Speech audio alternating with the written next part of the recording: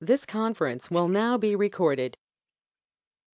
Hi Ayushi, hi Vanishri, hi Chandan, hi Anushka. Let's start off. The first question is on your screen. Tell me which of the following options best summarizes the main idea of the given paragraph.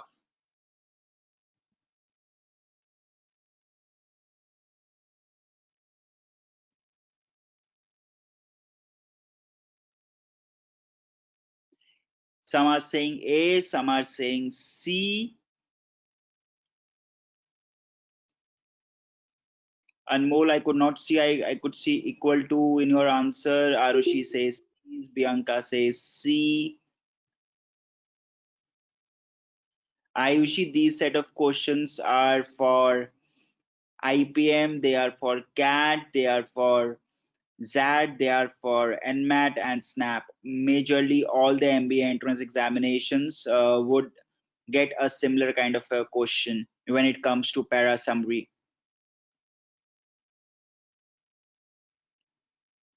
Now, I see many people say C and a few people saying A. Can I say that D cannot be the answer? Udeshya, no, this PDF was not yet sent to the group. I will send it to the group after the class. So D cannot be the answer. We all agree. B cannot be the answer is also what we agree. Now coming to U versus C. Is my given passage. See, what happens in a para summary question is you need to summarize the main idea of the passage. The difference between A and C is one is talking about more permanent jobs and job security, and the other is talking about improvement in the laws. What is the main idea of the paragraph given? Is it more about getting more permanent jobs and more job security, or it is about improving the labor laws? What is the paragraph about? Just tell me this thing: improving labor laws or giving more jobs and more security?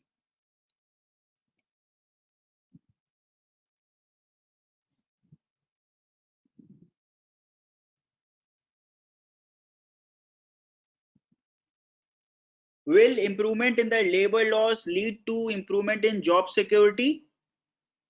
So can I say that more legal job security and more permanent jobs, they are the outcome of simplified, better labor laws? Does my paragraph say this?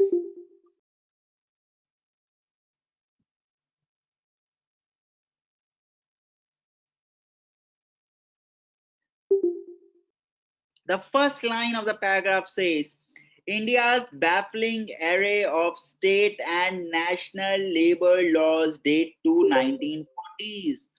Again, towards the end, I say the new government needs to curb the privileges by establishing a new, simpler labor contract.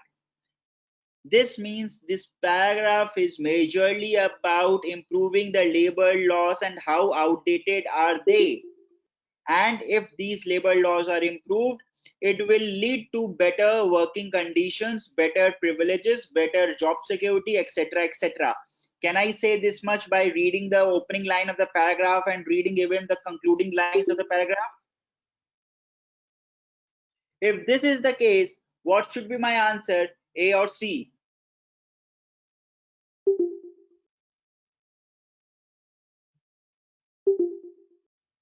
Exactly, C is my correct answer.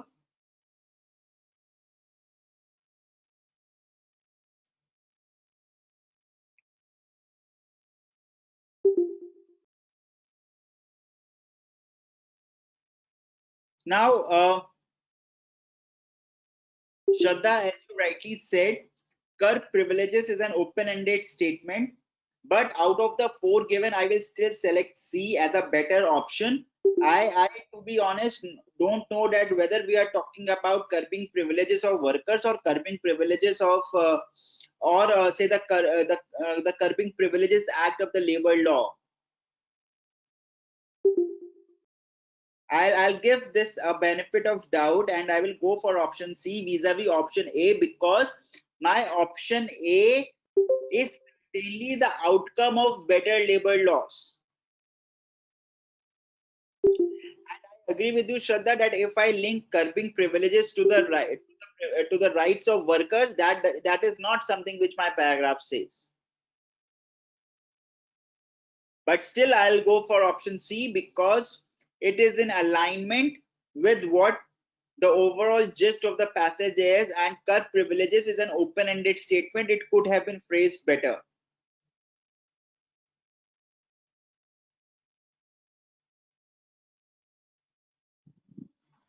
Now, the reason I am not marking A, the reason I am not marking A is if I say that what is the main idea of the paragraph? Main idea of my paragraph is to improve labor laws. Main idea of my paragraph is not to increase number of permanent jobs and to increase legal job security.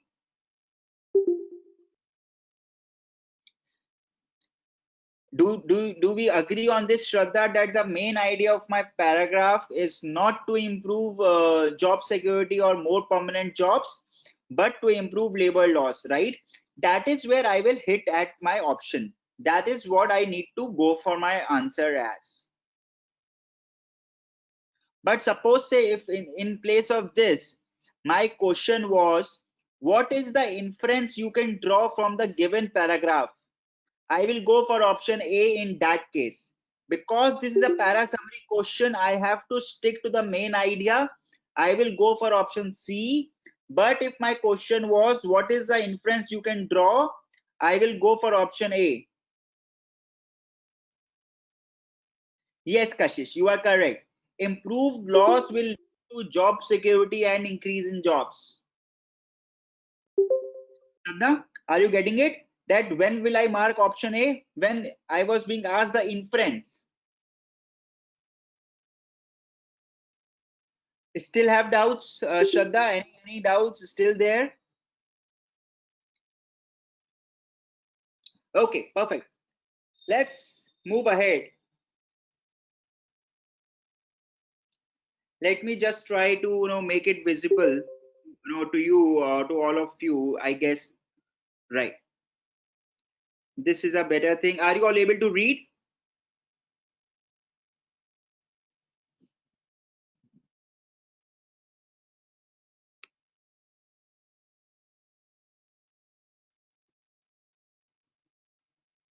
So this is the question on your screen.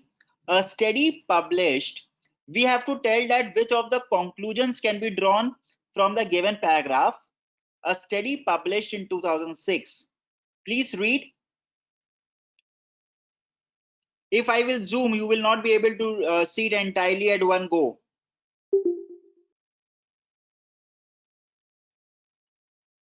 After this question, I will zoom.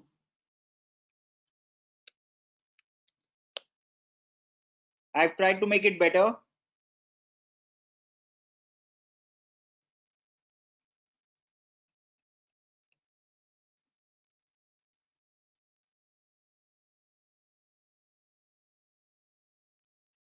I'm waiting for the answers. We have to tell that out of the four options, which all can be the possible conclusion. Multiple of 1, 2, 3, 4 can be the answer. 1, 2, 4, 1, 4, only 3, or 3 and 4.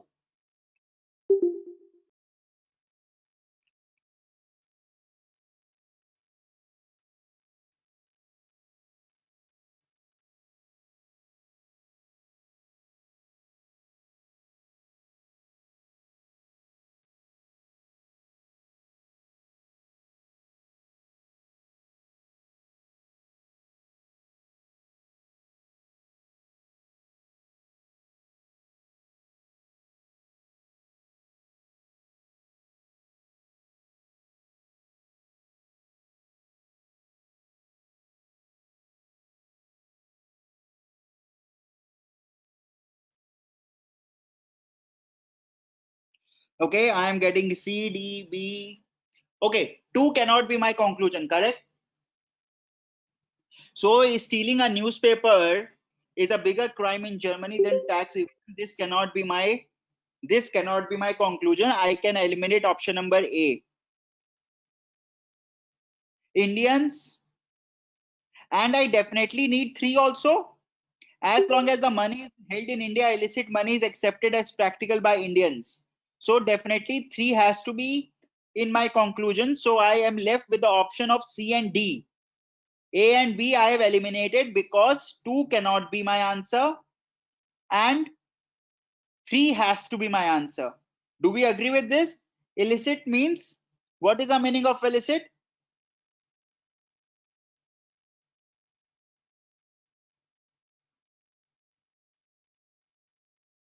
Who is going to tell the meaning of illicit?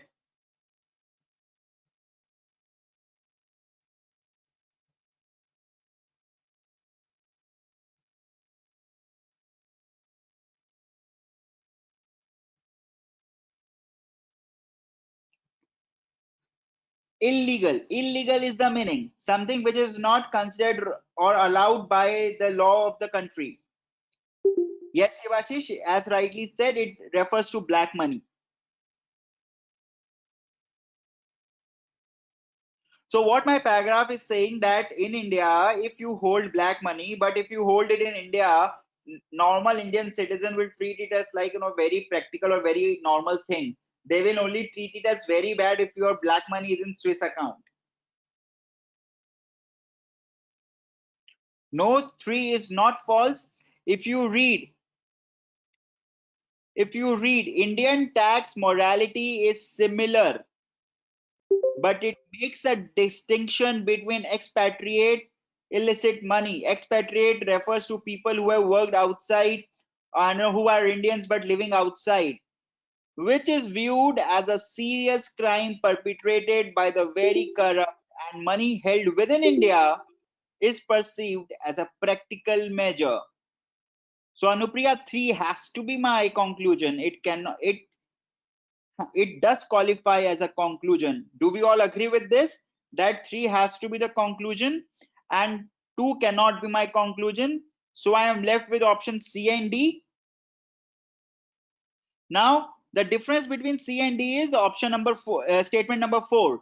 Indians regard tax evasion, especially holding illicit money abroad, as a serious crime. Is it correct or wrong?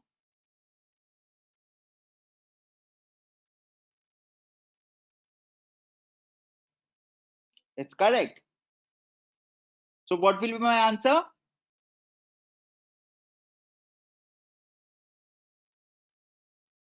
Right. Do we understand it now?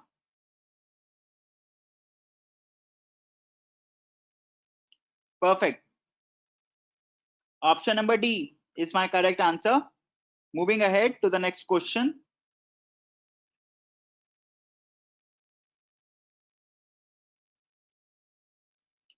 Tell me which of the following can be concluded from the above. Only one of the given 4 statements can be the conclusion.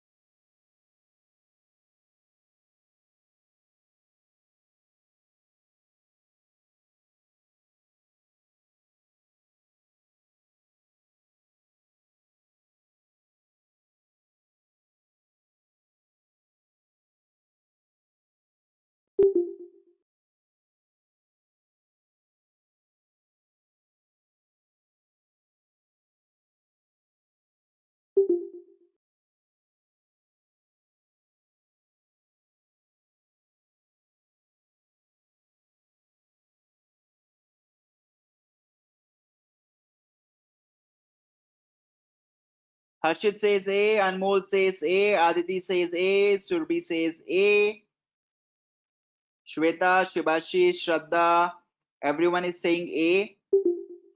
Anyone who thinks that any other option can be the answer? Anushka, C. The parts with the least damage have to be reinforced as the returning planes have survived attacks to the most damaged areas. No. Every addition of plating added to the weight of the plane, decreasing its performance. Therefore, reinforcements needed to be added only to the most vulnerable areas of the plains. And which will be the most vulnerable areas? These will be the areas which have been damaged, which have got more damage. So, the correct answer is option number A. Harsh, dedicated classes for IPM 2021 will start from August 4. This class is for para summary and conclusion based questions which are standard across all the major MBA entrance examinations. And even IPM guys could attend it because similar questions would come. There is no difference in difficulty level of CAT, XAT, NMAT, SNAP or IPM when it comes to para summary and conclusion based questions. No need to worry. CAT has reduced the difficulty level of these questions. So answer for question number 3 is option number A. We all agree. Moving to question number 4. Okay, sorry. I guess the question is repeated. I'm so sorry for this. Let's move to question number 5. A slightly tricky question. Which of the following is the writer least likely to agree with? That is, which of the following is something to which writer will not agree? Tell me the answer.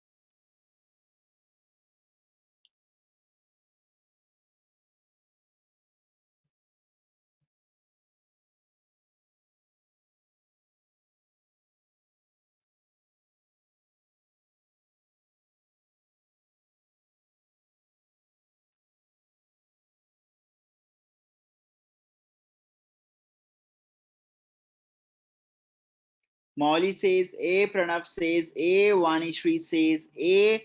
My question is, which of the following is the author not going to agree with? So I need to mark an answer which is not in alignment with what the author is saying, or say is on a very, very different school of thought as compared to what author has written. Am I audible, everyone?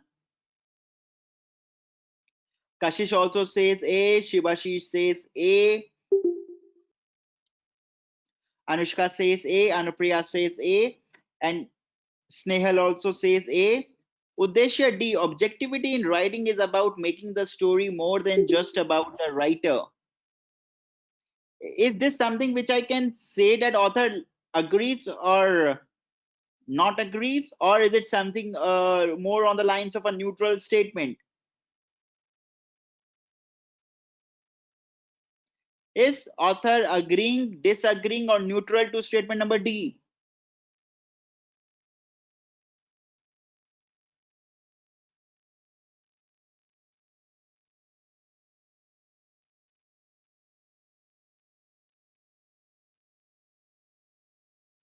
Author has nowhere talked about, has nowhere linked objectivity in writing is making the story bigger or the writer bigger, and hence D is neutral. So I cannot say that author is likely to agree with D or disagree with D. I have to find out the statement which is not neutral. Statement number C. What about statement number C? All journalism has a point of view and a set of interests it advances. Manishi, don't worry about this. All journalism has a point of view and a set of interests it advances. Is the author going to agree with this, disagree with this, or is neutral?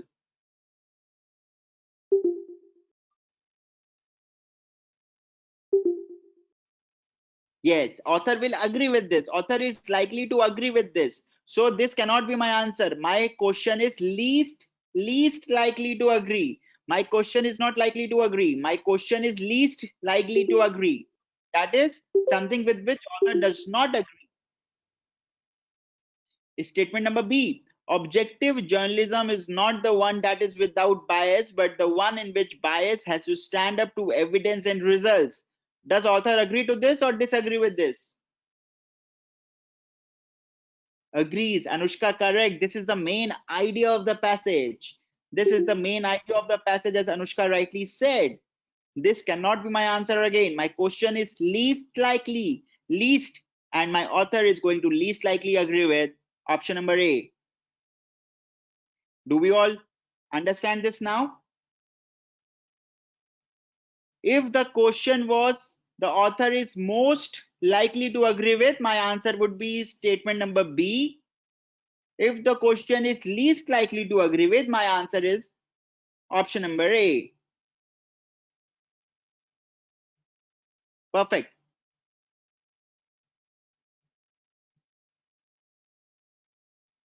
I'll have to reduce the font size a bit more. Please bear with it.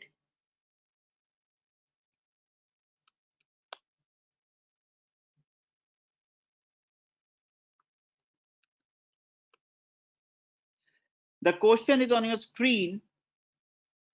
Nayan, that's okay. You can misjudge here. Don't misjudge in the exam. Which of these options best summarizes the given paragraph?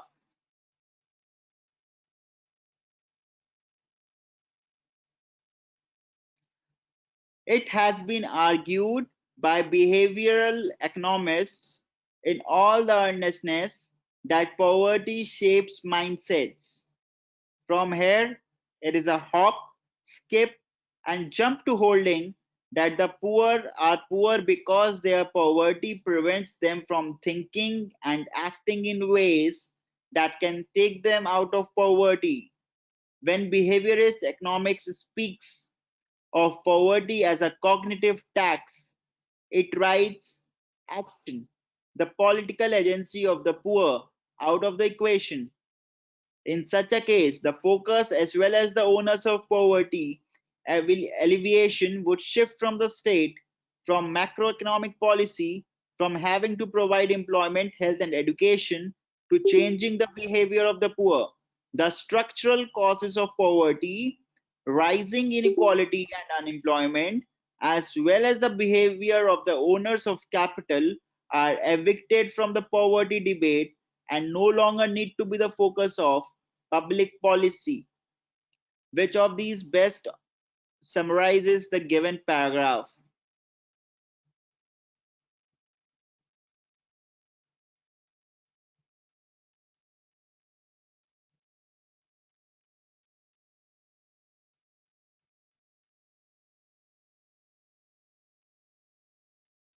Option number D certainly cannot be my answer. The focus of public policy ought to be in providing employment, health, and education rather than addressing rising inequality and changing the behavior of the poor. This is contradictory to what author is saying. This is contradictory. D cannot be my answer. D cannot be my answer.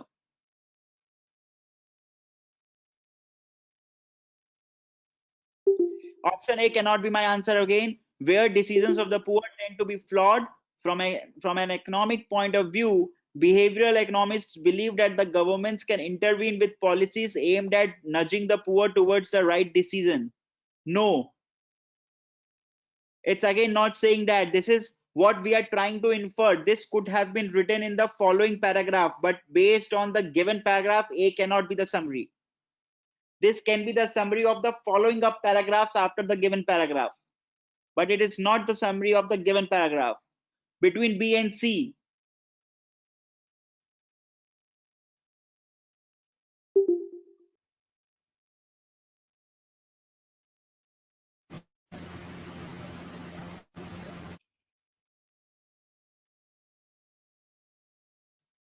between B and C, given that poverty diminishes political agency and shape mindsets. No, We have nowhere talked about diminishing political agency. We have nowhere talked about diminishing political agency.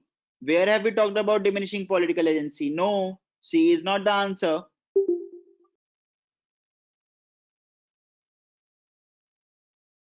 Even I am not saying anywhere in my given passage that the behavior of the poor needs to have implications in the public policy. I'm just talking about evicting their structure, evicting them from the structural causes. I'm not saying that what should be the part of public policy. C cannot be my answer. B is my answer. By shifting the burden of poverty alleviation from the state onto the poor themselves, behavioral economists are ignoring both the structural causes of poverty as well as the behavior of the wealthy. B is my correct answer. Do you all get that? Why am I not marking C? Do you all get why am I not marking C?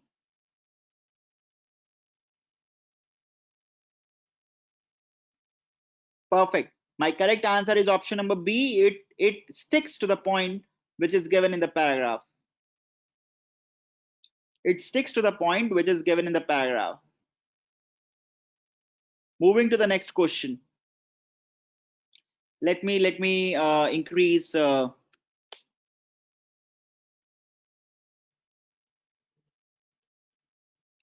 question number 7 on your screen. Another para summary question. You have to tell me what option best summarizes the main idea of the paragraph. And when I say summarizes the main idea of the paragraph, I want you to summarize the main idea of the paragraph and not the secondary idea.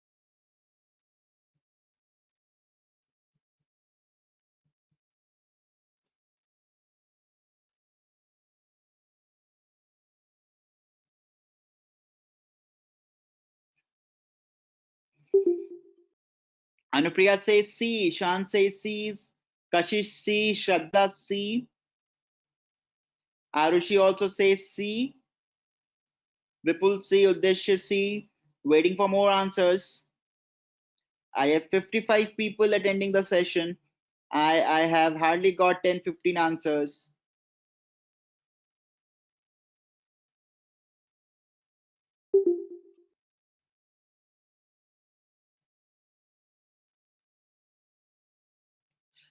Okay, I can say that A and D cannot be my answer.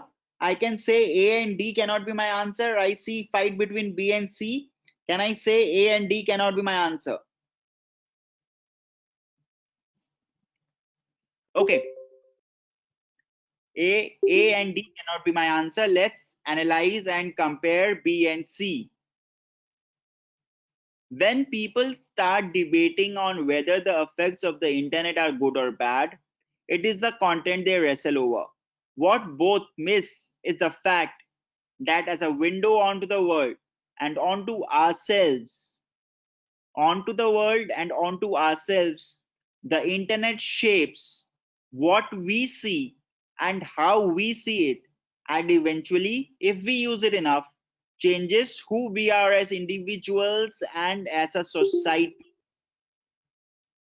That is impact of how we see it on us. It controls blah blah blah. Whatever is said after it is just the elaboration. I am so between B and C. B talks about its value is it determines the value, and the focus on internet's content can blind us to its effect on our thought and action. The internet is neither good nor bad. It is the way it is used that determines its value.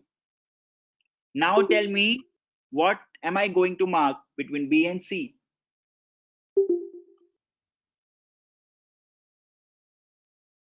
Okay, still we are confused.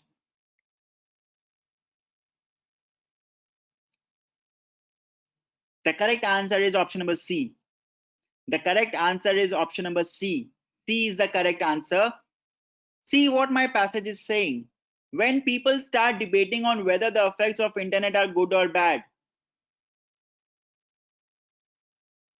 did I say anywhere? Did I say anywhere that the internet's content is not good nor bad? Or am I saying in the paragraph that the content is good or bad is of no no existence as a question, has no value as a question? But what that debate does is it makes us forget, it makes us miss, it turns us blind to the fact of the impact of the internet on us, on our thoughts, on our actions. Yes, Ishan, you are correct. That is what is option B is doing. It is jumping to a conclusion which is nowhere mentioned in the paragraph. It may have been mentioned in the following of paragraphs, but not in the current paragraph. And hence B cannot be my answer. C is the correct answer. Everyone understood? C is the correct answer. And do you get it why?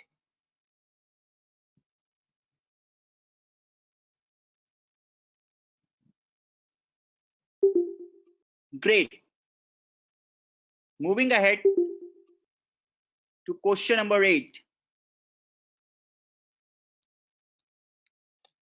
Let me try to bring it on a single screen for all of you. Yes. Again, a para summary question.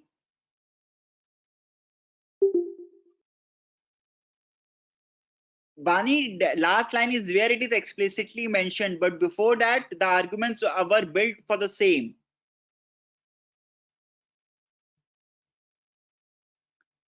We were discussing the summary of the main idea. We were not discussing the conclusion or inference from the given paragraph. Do you get it, Bani? Do you still have a? If you still have a doubt, you can ask it, Vani. There is no need to worry. You can ask a doubt. Question number 8 is on the screen. Others can attempt it. Vani, if you have a doubt, please feel free to ask.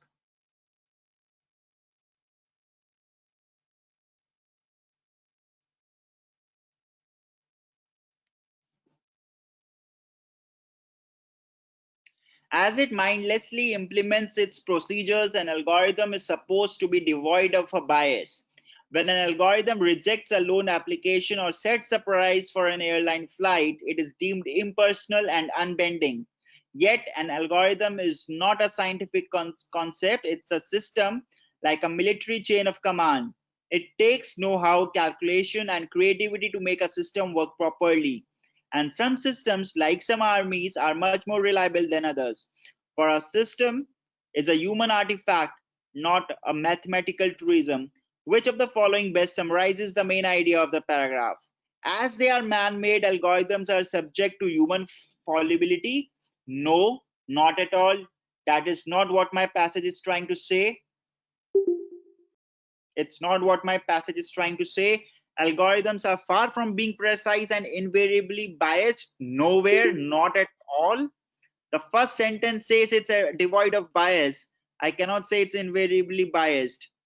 Not all algorithms work properly as they are rarely vetted with scientific rigor. Algorithms are unreliable as they encode human prejudice into automated systems. Between C and D, we have to decide. A and B, definitely not my answers. We know. Between C and D,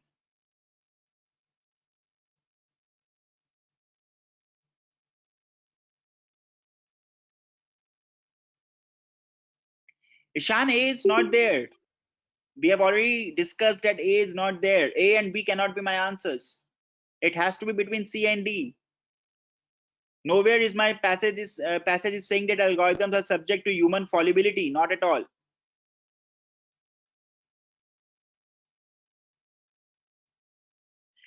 Is Is my given passage anywhere talking about algorithms working properly or improperly, or they are more interested into that how are algorithms developed? Has Is my paragraph anywhere saying that if there was more scientific testing of algorithms, they will work properly? No. Algorithms are unreliable as they encode human prejudice into automated systems. It is a system like a military chain of command. It takes know how, calculation, creativity to make a system work properly. And some systems, like some armies, are much more reliable than others. For a system is a human artifact, not a mathematical truism.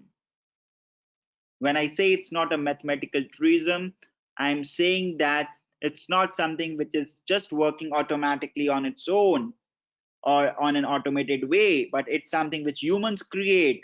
And if humans create, it is bound to have, say, some human prejudice. For example, if I take the example of setting the price of an airline flight, at what particular point of time the price of a particular flight should go high, who decides that, who enters that into algorithm? The humans, right?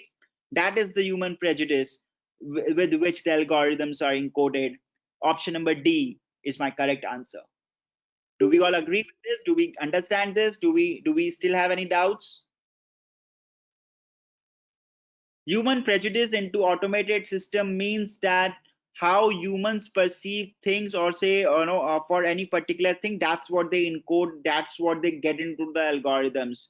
For example, when should I reject a loan application? What should be your score? What should be your credit score at which I should reject your loan application? That is something which vary from agency to agency which is providing you loan. It varies from bank to bank, and all the banks, they work on algorithms. So it's not a standard algorithm, it's an algorithm which a bank has developed with the help of humans and entered their inputs. Human prejudice does not mean that you are having bias. It just means that you are setting the rules for the algorithm. If Make My Trip says that the flight from Delhi to Bangalore should become 5x expensive when 20 seats are left, but when Clear Trip says that flight from Delhi to Bangalore should become 10x expensive when 50 seats are left, it's not being biased, it's about entering with human prejudice into the algorithm. Do we understand with this example? So we can't say that Make My Trips algorithm is biased or Clear Trips algorithm is biased. It just has a different human prejudice.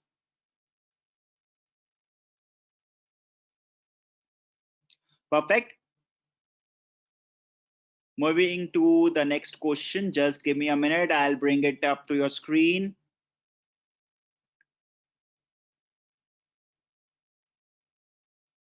Right. Question number 9.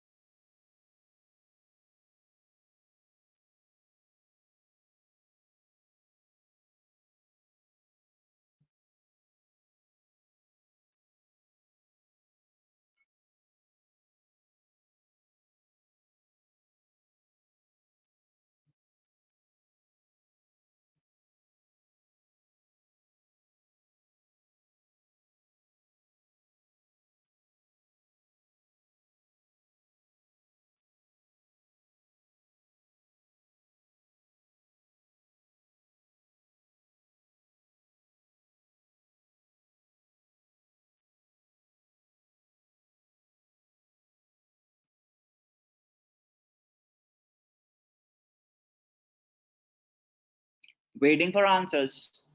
This is a difficult question.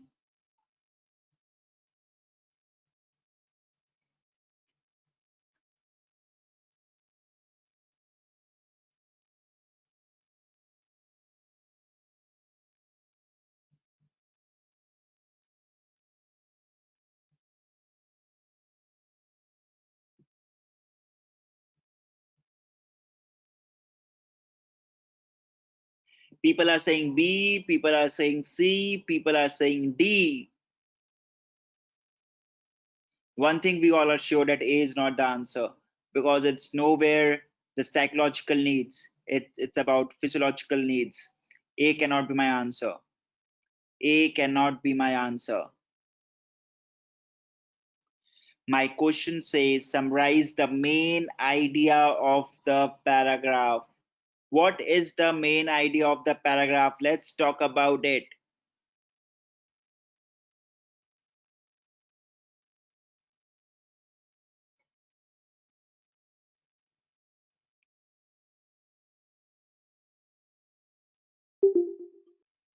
Life-saving devices for older adults. Life-saving devices for older adults will be adopted more widely if they are stylishly designed. This is nowhere said. I can eliminate option number D. It does say that people might prefer it, but it's not says that the adoption will be more wider, that the adoption will be wider. It is nowhere talking about the adoption.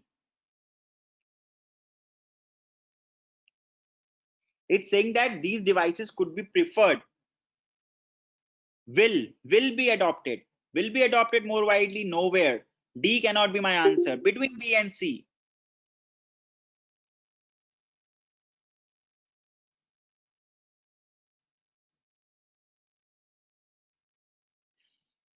The tech innovators rarely direct their attention to older adults and do not understand the needs of this age group. The older adults are conscious of self-image and style must be taken into account by tech innovators designing products for them.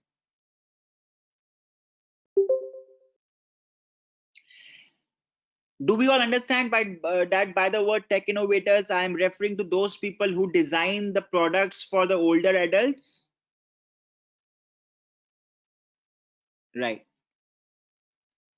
On the rare occasions they see it fit to direct their attention towards older adults, most tech innovators instinctively reduce their target users down to their medical issues.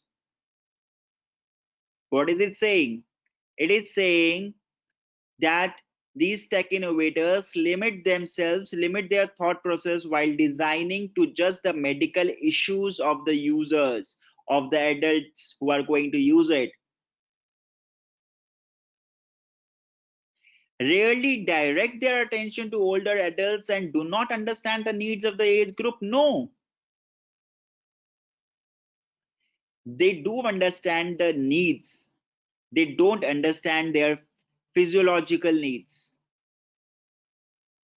Issues. So they do create devices for hearing, they do create devices for mobility, they do create devices for medication, but they miss out at the self-image, they miss out at the style. They miss out at the fact that the older adults also have the higher level desire to look and feel a certain way. Option number C is a better fit than option number B. Do we all agree?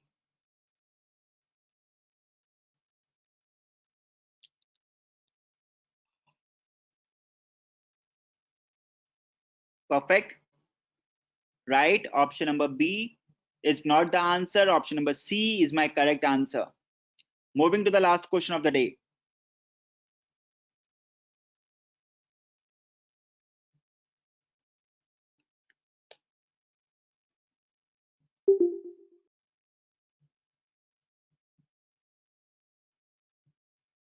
Main idea of the passage is what I'm asking.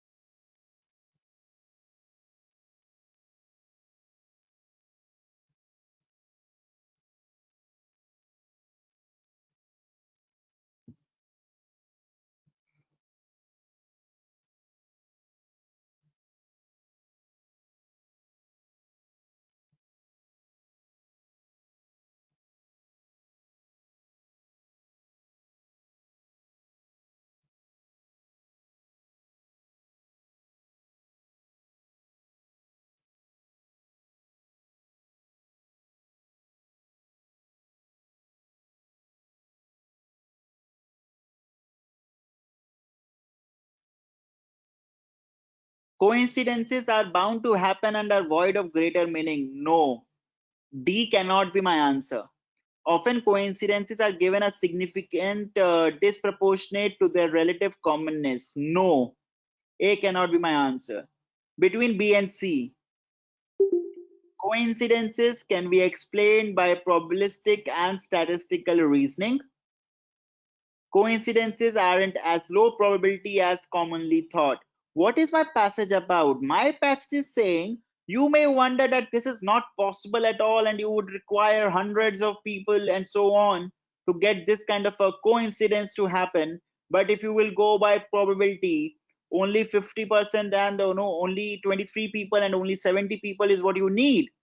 That means coincidences do not have that low probability to happen as we think. Am I correct? That's what my passage is saying. Coincidences can be explained by probabilistic and statistical reasoning is the inference I can draw. But the summary or say the main idea of the paragraph is statement number C. It's not B. B is my inference, or B is something which I could say that if my question was tell me the assumption which is there in this passage, I would say coincidences can be explained by probabilistic and statistical reasoning. But it is not the main idea. Main idea is you may think that this coincidence is having a very, very low probability, but it may actually not be having that low probability as commonly thought by you. Correct? Do we all get this one? Right.